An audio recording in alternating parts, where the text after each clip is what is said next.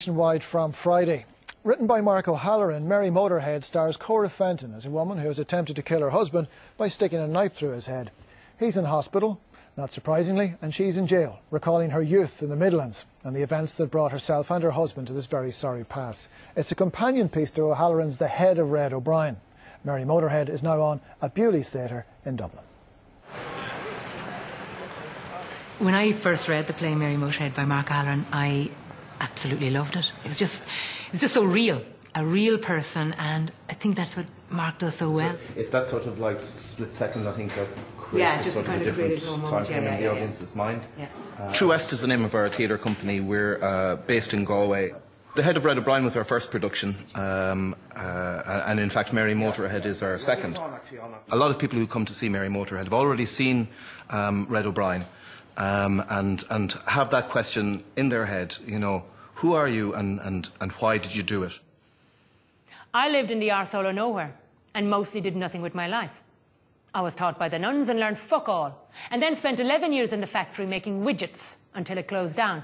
And after that, well, I was married, in a manner of speaking. Until I attempted to kill my husband by stabbing him through the top of the head with a carving knife. But he survived.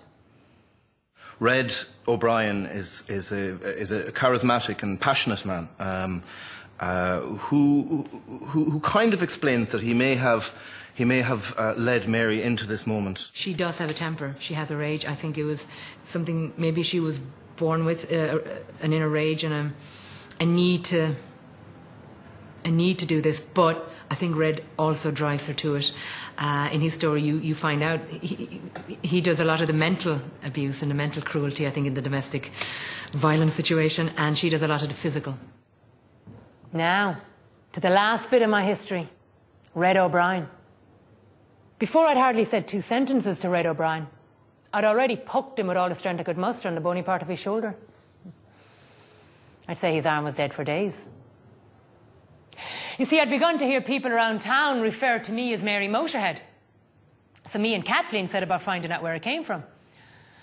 And the trail led to Red.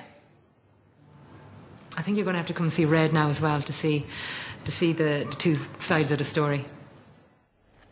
So Nadine, how did you get on in Bewley's with your bowl of soup and your bit of bread and a bit of drama? I really enjoyed this. I haven't seen the first play, The Head of Red O'Brien, so I do wonder if I might have gotten a lot more from this play in terms of increased complexity and understanding, just in terms of where the lead character was coming from, Mary, if I had been to see that. And it would have been really nice if it was possible to have had them running side by side in maybe another theatre in town, so that you could have had the option of doing that. But having said that, Mark O'Halloran is a great writer. I mean, everyone knows him from the likes of Adam and Paul, Garage, and the TV series Prosperity.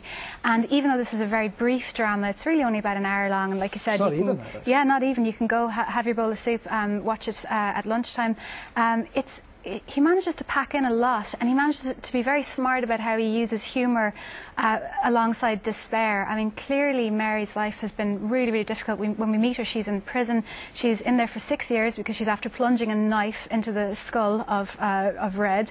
So she's looking back at her past, and she tells us straight away that she thinks that things can be told in terms of their large histories and their small histories. And her larger story is that yes, she's in prison and she did these terrible things, but her smaller history is her more intimate history, and she starts telling us about her girlhood. And you know, again, there's a lot of humour in there. She was great at the shot put, and for a while there she was heading off to Mosney and things were going well for her. But then when she was beaten to bronze medal, she headbutted the girl who took the prize ahead of her.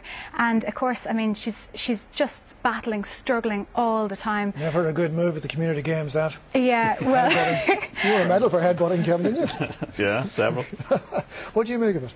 I just loved everything about it from start to finish, and it was just the tonic that my soul needed after I saw it after coming out of the Never Let Me Go. Now, on the face of it, one woman show, you know, lunchtime, she's in prison talking about attempting to murder her husband, doesn't sound like a tonic for anything. Could have been very heavy and very predictable, but it was none of those things. You know, just the writing is so good from start to finish, and the time just flies by. Like you said, it was a bit under an hour or something. But, you know, it just flew by. There wasn't a dull moment in any of it. You know, his writing is just fantastic.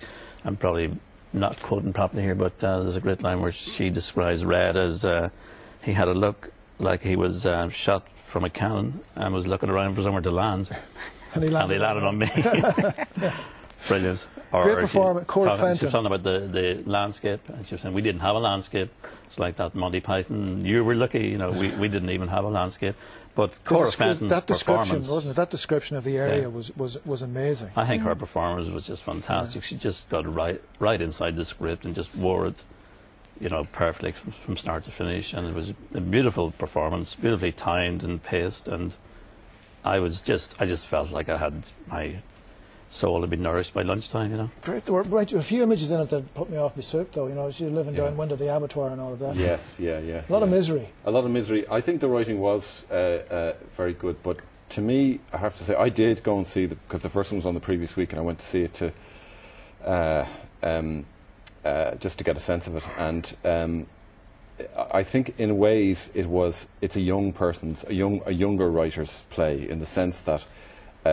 It is. I agree. It's very nicely written, and there are some lovely images and stories. He was a good deal young. Yes, I think at least 10 years, maybe more. And I think it's based more about ideas than experience. And I think if you look at what he's a fantastic writer. If you look at what he's done since with Lenny Abrahamson, and I think Garage is the best Irish film that's ever been made. A lot of people do. Yep. I think he's got a lot to spare, and I also think that. The performance was great. I think a key to the talent he was going to become is that his female character is much better than his male character, written better. And you do, when you meet the male character, you're with her. You know exactly why she stabbed him through the head with a knife, because he's very irritating. But I think that opportunities. That's not necessarily a good enough. No, I'm not sure about your justification there. Not strictly legally, but in terms of the way the two plays come together. For instance, she's supposed to be a very bookish person, yet he has a bigger vocabulary than her. And there are just ways in which it struck me as a younger person's play. There are very good things in it, but it didn't quite convince me in the end. But really nicely done and staged and everything in that small space. I'll give you the last word on it, Notting. Cora Fenton, eh? Amazing. Fantastic, yeah. And I think, you know, it's always a very difficult thing to do, to stand up and command an audience's attention for an hour simply by yourself with your words and in a tiny space. And she does that so well. And considering, as you're saying, it is Bewley's, people are having their lunch, and it's a tough thing to do. She was helped actually a lot by the visuals running behind her, which I thought added a really nice sense of structure to the play. There was just this kind of like a quiet little film reel scenes, and there was a nice sense of beginning and ending to various scenes, so it was structured very well as well. I agree with you that, you know, scope-wise, it was a little bit limited at times, and it very much fits nicely into the slot that it's there for. But as a mark of a huge talent, Mark O'Halloran, it's so clear that he's somebody to be very proud of on the Irish international directed scene. by Ray Visser. I think I may have said it was directed by Mark O'Halloran himself earlier on, but it's directed by Ray Visser, so a shout out to Ray Visser as well.